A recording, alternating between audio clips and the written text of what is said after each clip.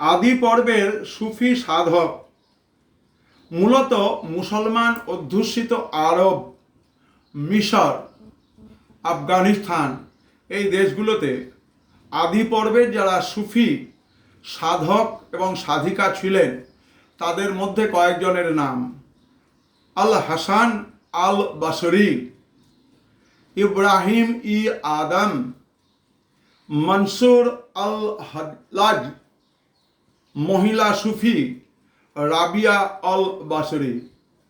ছেলেদের মতো মুসলমানদের মধ্যে মহিলা সুফি সাধিকা আছেন।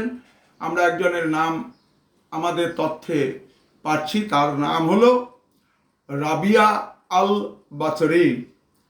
এবং ভারতবর্ষে আমরা সুফি সাধকদের মধ্যে অনেকের নাম জানি: নিজামুদ্দিন আউলিয়া, মঈনুদ্দিন চিশতি, নাসিরুদ্দিন চিরাগ, বখতিয়ার কাকি,